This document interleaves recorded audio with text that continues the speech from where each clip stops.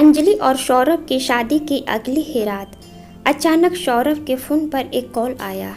सौरभ ने phone receive किया और अंजलि को बिना कुछ बताए चुपचाप घर से गाड़ी निकाली और बाहर चला गया। पूरी रात अंजलि उसका इंतज़ार करती रही, लेकिन वह नहीं आया। अंजलि को अजीब सा लगा कि भला आज की रात सौरभ को ऐसी क्या इमरजेंसी हो गई। उसे बहुत गुस्सा आ रहा था और मन में उल्टी सीधे विचार भी आ रहे थे। उसने यह बात किसी को नहीं बताई। अंजलि अपनी माँ की इकलौती बेटी थी। बचपन में ही पिता का साया सिर से उठ गया। अकेले माँ ने ही उसे पाल पोसकर बड़ा किया था। माँ बाप दोनों का प्यार दिया था। वह अपनी माँ की लाडली थी। सौरभ 4 भाई बहनों में सबसे छोटा एवं सबका लाडला था।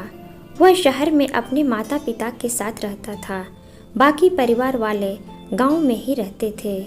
अंजलि अपने आप को ससुराल के माहौल में ढालने की पूरी कोशिश कर रही थी, लेकिन सौरभ का व्यवहार उसे बार बार चिंताओं में ढकेल रहा था। वह हर वक्त फ़ोन पर व्यस्त रहता था। कभी भी किसी भी वक्त बिना बताए घर से निकल जाता, बहुत देर बाद घर आता।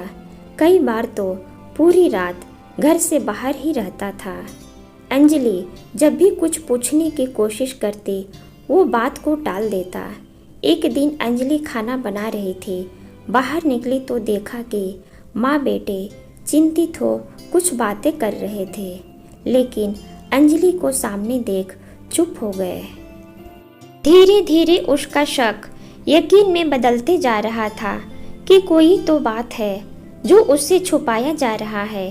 कभी कभी तो उसे बेचैनी होती, मगर सास ससुर से पति के बदले व्यवहार के बारे में पूछने की हिम्मत नहीं होती। फिर उसने इस ओर ध्यान देना छोड़ दिया। एक दिन सौरभ ऑफिस से जल्दी घर आ गए। अंजलि ने कारण पूछा तो तबीयत खराब होने का बहाना कर दिया। वह उनके बातों पर विश्वास कर कॉफ़ी बनाने चली गई। जब वापस कॉफ़ी लेकर आई तो सौरभ अपने पापा से बोल रहे थे, आप बिल्कुल भी चिंता मत कीजिए, मैं अंजलि को इसकी खबर तक नहीं लगने दूंगा, मैं सब संभाल लूंगा। अंजलि को यह बात ब्रज की तरह उसके सीने में लगी और उसका शक पूरा यकीन में बदल गया। पापा आप बताइए ना, आखिर क्या हुआ है। उन्होंने भी बात को टाल दिया और वहाँ से चले गए। आज अंजलि को ससुराल में पहली बार बहुत बुरा लगा। उसे अपनी माँ की याद सताने लगी। उसने तुरंत फ़ोन लगाया, सोची बात करने से शायद मन हल्का हो जाएगा, मगर किसी ने फ़ोन नहीं उठाया। अब वह खुद को बेबस और लाचार महसूस कर रही थी। आखिर माँ भी फ़ोन क्यों नहीं उठा रही है। धीरे धीरे उसकी चिंता आंखों में आंसू बनकर बहने लगे। वह अपनी सास के कमरे में गई। सास ससुर ने उसके रोने का कारण पूछा।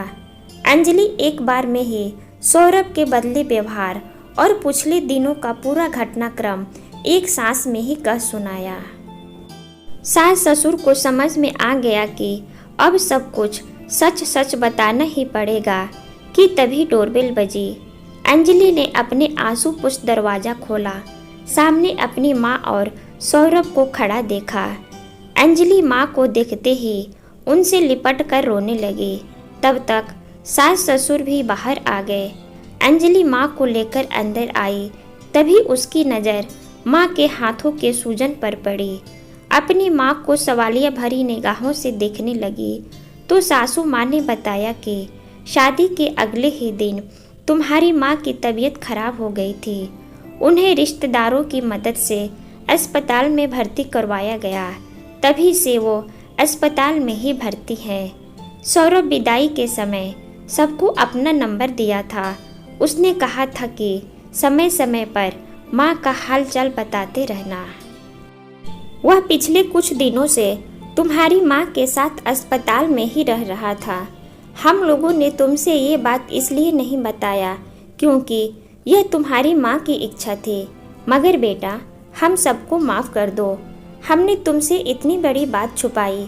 सासू माँ ने कहा, नहीं माँ ऐसा मत कहिए, इतना कहकर अंजलि सास के गले लग गई। माँ, मैं खुद किस्मत वाली हूँ जो आप लोग जैसा परिवार मुझे मिला। उसने सौरभ से भी अपने व्यवहार के लिए माफ़ी मांगी।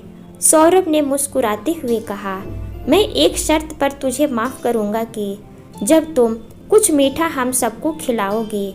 और हाँ, माँ के लिए उनके कमरे में सारी तैयारियाँ कर दो। आज से माँ हमारे साथ ही रहेंगी। पति की मुख से सारी बातें सुन अंजलि खुशी से झूमने लगी। प्यारे दोस्तों, आशा करती हूँ मेरी इस रचना को आप अपना पूरा स्नेह और प्यार देंगे। मेरी कोशिश है समाज में इस सकारात्मक सोच को फैलाना, ताकि बेटियों के माँ बाप भी खुद को अकेला न महसूस करें। बेटियाँ उन्हें कभी भी बोझ न लगे। आशा है आप सभी का पूरा सहयोग मिलेगा। मुझे पूरी उम्मीद है आपको यह कहानी जरूर पसंद आई होगी और इस कहानी से आपको कुछ न कुछ सीखने को जरूर मिला होगा। वीडियो को लाइक करें, शेयर करें और अगर चैनल पर नए हो तो चैनल को जरूर सब्सक्राइब करें। कहानी सुनने के लिए आपका बहुत बहुत धन्यवाद। जय हिंद।